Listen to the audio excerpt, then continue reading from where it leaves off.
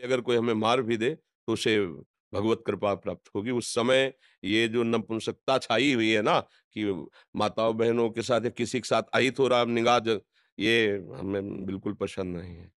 हमारा जीवन है, अगर किसी को कष्ट मिल रहा है, परहित लाग तजय जो देहि संतत संत प्रशंसहि तेहि। अवसर मिले ना, जो दशरथ जी को सौभाग्य नहीं मिला वो जटायु जी को मिला है। दशरथ जी पिता हैं, लेकिन भगवान की गोद में प्राण नहीं छोड़े। भगवान के विरह में प्राण छोड़े हैं, लेकिन जटायु जी भगवान की गोद में प्राण छोड़े हैं। जानते हो क्यों? क्योंकि उन्होंने सियाजू के लिए अपने प्राणों की बाजी लगा दी। सियाजू को रावण हरण कर लिया। जानता है जटायु कि मैं रावण के सामने क्या हूं। बड़े बड़े दिक्पाल कांपते हैं, लेकिन एक पक्षी जटायु अपने पंख को प्रहार से उसको रावण को विचलित कर दिया। चोंच पंजे पंख के प्रहार से कि तुम्हें माता को नहीं ले जाने देंगे, सीता जी को नहीं ले जाने देंगे।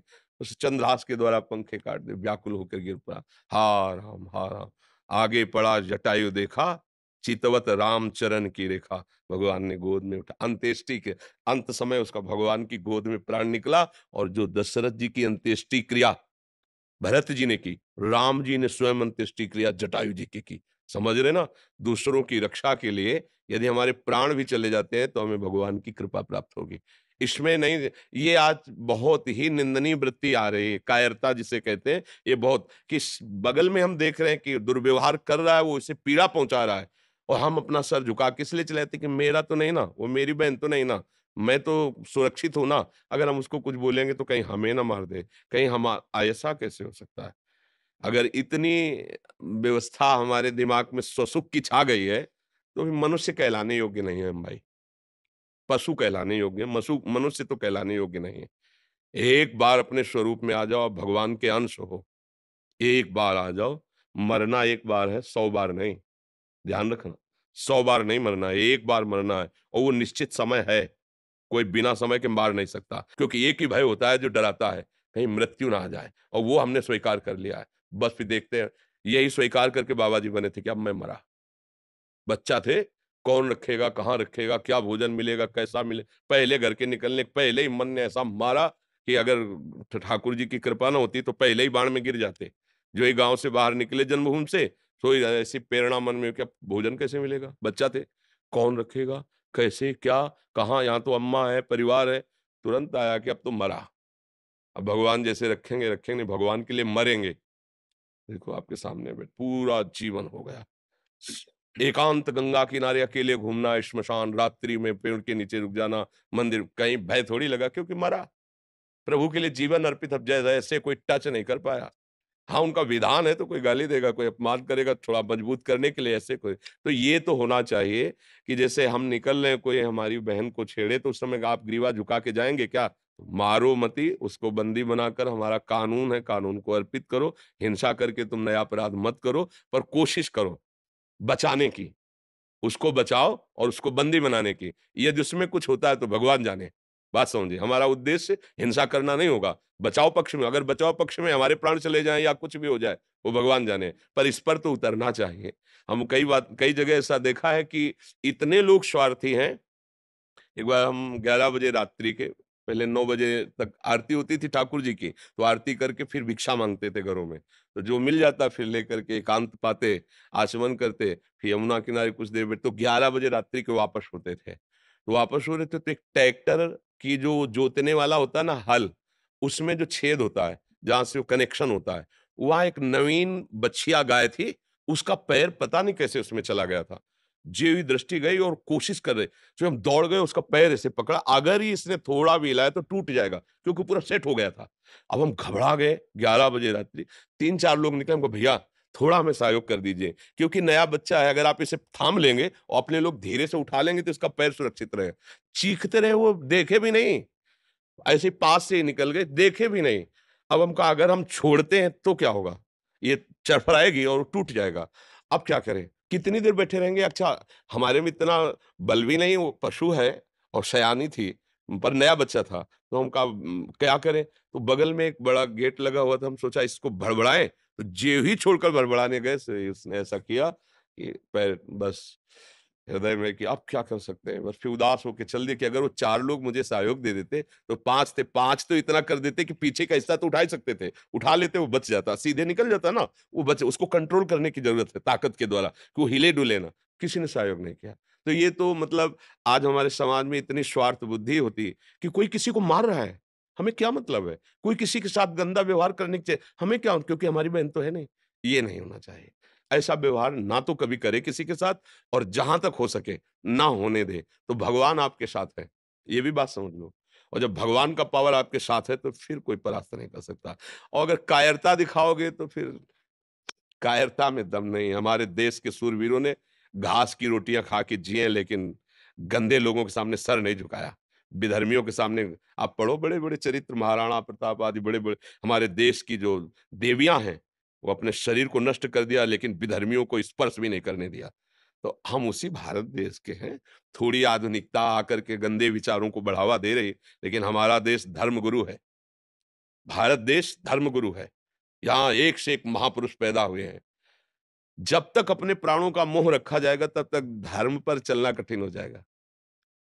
पूज्य श्री गुरु गोविंद साहब जी ने पंच प्यारों की जो तैयारी की थी, वो इसी बात की थी। साइड में कोई हमें प्राण दे, जीवन दे, मैं उसे स्वतंत्रता दिलाऊँगा। लाखों की सभा में एक खड़े हुए, आओ अंदर। और ऐसा लीला की कि रक्त की धार बहा दी। दिखाई दिया कि और कोई 5 खड़े हुए थे पूरी सभा में। तब कहा था 1.25 लाख से 1 को लड़ाऊँगा, क्योंकि इन्होंने प्राण समर्पित कर दिए ना, अब इनको ऐसा बनाऊँगा कि इनके सामने 1.25 लाख भी नहीं टिक सकते। क्यों? प्राणों का मोह छोड़ दिया ना। प्राणों का मोह छोड़ दो, सब भयभीत हो जाएँगे, क्योंकि सबका भय यही होता है कि मैं मरूँ ना। और पापी पुरुष में ज़्यादा हिम्मत नहीं होती, ध्यान रखना। हम लोग केवल प्राणों के भय से भयभीत होकर अधर्म सह रहे हैं। अगर आप अपने प्राणों का भय त्याग दें, तो पापी जो पाप करने वाला है, वो भयभीत, रावण भयभीत होके गया था सिया जी के लिए। उसके लिए जो शब्द आए ना, जिसे कुत्ता बढ़ियाई पे जाता है, ऐसे हो गया था। जिसके चलने से दिक्पाल काँपते थे, वो वहाँ काँप रहा था। लक्ष्मण जी ने रेखा खींची थी, हिम्मत नहीं थी कि अंदर चला जाए। तो उसने चतुराई से, विद्वान भी था, चतुराई से कि भिक्षाबंदी नहीं लेंगे, बाहर आइए। तो धर्म से चलने वाले में एक पावर होता है भागवतिक, और अधर्म से चलने वाले में एक भय होता है, पर वो दिखाता भय है। वो भयभीत होकर भय दिखाता है, हम लोग भय मान जाते हैं। नहीं तो अधर्माचरण जो हो रहे हैं ना, इनमें बहुत कुछ बचाया जा सकता है। अपनी बहन मान करके अगर हम देखेंगे तो बहुत कुछ हम कर सकते हैं, लेकिन जब हम ये देखते हैं कि अपनी नहीं, तो हमारा गंदा जो भाव है, वो हमारे आस-पास फैलता है। जैसे भागवतिक भाव है ना, वो आस-पास के वातावरण को सुधारता है, ऐसे हमारा गंदा भाव। आज हमारा नया समाज स्वसुख वासना में इतना लिप्त हो गया है कि दूसरे की रक्षा करना भी धर्म है, दूसरे को बचाना धर्म है, ऐसी सोच ही नहीं रह गई। वो खुद ऐसे आचरणों में युक्त हो गए। तुम्हें अपना शरीर प्यारा है, तो दूसरा का शरीर, और तुम उसी शरीर के साथ कैसा व्यवहार कर रहे हो, तो वो लोग रक्षा करेंगे। तो वो लोग हैं कौन? हम ही लोग। हम ही लोगों की जो बुद्धि स्वसुख वासना में, सुख लूटने भोगने की वासना में आ गई, वो राक्षस बना दिया। हाँ, धर्म से युक्त सुख भोगो, भगवान ने बनाया है। धर्म का एक मर्यादा रखी, उससे आप, अन्यथा फिर नहीं। इतना तो मनुष्यता होनी चाहिए, इतनी तो होनी चाहिए। अब वो धीरे-धीरे न शास्त्र स्वाध्याय है, न धर्म का परिचय है, न जितेंद्रियता है, तो दम ही नहीं रह गई है। लगता है भैया अपने प्राण बचाओ, आज हो रहा है होने दो। ऐसा कितने दृश्य आप देखोगे, जिसमें सामने लोग खड़े देख के मुँह फेर के चले जा रहे हैं। अगर वो 4 लोग जा रहे हैं और वो लौट करके देख लें, तो उसकी लघुशंका निकल जाएगी, क्योंकि वो खुद भयभीत है। वो जो अत्याचार परायण हो रहा है ना, वो उसका भय और पाप है। तुम केवल एक बार आँख टाइट करो, उसकी होश उड़ जाएँगे। पर अपने लोगों के अंदर वो बात नहीं रह पा रही। बहुत अच्छा लगा कि आप नवयुवक हैं और समाज रक्षा के लिए ऐसा प्रश्न करते हैं, ऐसा ही होना चाहिए। प्राण तो निकलेंगे ना, एक दिन तो जाएँगे ही यार। अगर धर्म में जा रहे हैं तो मेरा मालिक देख रहा है, बस उसको देखना है, दूसरे को थोड़ी देखना है कि दूसरा कोई वाहवाही दे, हमें मेडल दे। नहीं, हमारा मालिक देख रहा है। फिर वो जो आपके अंदर आनंद आएगा, आप किसी को बचा के देखो, वो जो आपके अंदर सुख और आनंद ऊर्जा आएगी, वो किसी साधना से नहीं आती, वो इससे आती है।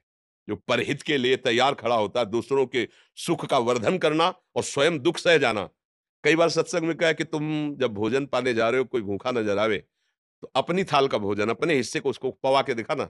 जब वो पा ले, फिर आप अपने हृदय में देखना, जीवन भर पाते रहो, ऐसी शांति और शीतलता नहीं आएगी, जैसा उसको पवाले से आएगी। कोई गरीब भूखा है, अपने हिस्सा अन्न का दे दिया, और अगर कोई कष्ट में आपने बचा लिया, तो भारी विपत्ति जो तुम्हारे ऊपर कभी भी आने वाली होगी, उस समय भगवान तुम्हें बचाएगा। क्योंकि तुमने किया ना ऐसा अच्छा कर्म। हाँ, जो अरे तो फिर वो भी कहेंगे अरे भोगो अपने कर्मों का फल। हमें बहुत अच्छा लगा, क्योंकि आज हमारे समाज में ना ये प्रश्न है और ना इसका उत्तर है।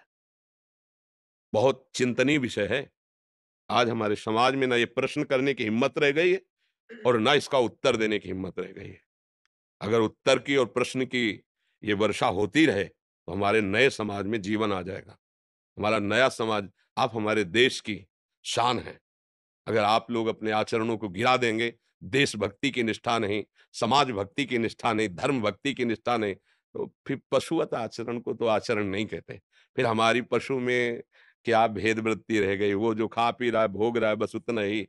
हमारा क्या जीवन? हमारा जीवन ऐसा कुछ होना चाहिए जो उनसे विशेष हो, विशेष जीवन हो। इसलिए हमें मुझे बहुत अच्छा लगा। आपकी भावना को प्रणाम करते हैं और सब ऐसी ही भावना से युक्त बनो। अपने जीवन में कम से कम किसी के काम आ गया जीवन ना, माता-पिता, भाई, बंधु, पड़ोसी, परिवार, देश। देखो ना, हमारे देश के वीरों को देखो, जैसे लोग ब्याह में नहीं प्रसन्न होकर के खुशी होकर जाते हैं, ऐसे फांसी पे चढ़ने के लिए। तो विदेशियों के दिमाग काम नहीं करते कि भारतीय है क्या चीज? वंदे मातरम फंदा चूमा और गले में डाल करके झूम गए। देशभक्ति में झूम गए। उनको लग रहा था मरने के लिए तो अच्छे-अच्छे को होश खराब हो जाते हैं और ये भारतीय मरने के समय मुस्कुरा रहे हैं और ऐसे जा रहे हैं जैसे दूल्हा बनने जा रहे हो। वंदे मातरम, जय हिंद और फांसी का फंदा लगाया। धर्म में चल रहा, आज हम उनके गीत गाते हैं, आज उन्हें प्रणाम करते हैं, उन्हें नमस्कार करते हैं। नहीं, पशुओं की तरह मर गए, कौन जानता है कीड़े-मकोड़े की तरह। अगर धर्म किया तो जैसे यहाँ स्वागत सम्मान आपका, तो वहाँ परलोक में भी जिसकी यहाँ निंदा होती है ना, दूसरों को सताता रहता था, तो नर्क में भी उसकी। और जब यहाँ होता है कि ऐसा समाज सेवी, ऐसा धर्म से चलने वाला, तो उसका वहाँ सम्मान होता है। क्योंकि मालिक देख रहा है ना, ये कर्म भूमि, ये खेती है, जैसा बोओगे वैसे ही आपको फल प्राप्त हो।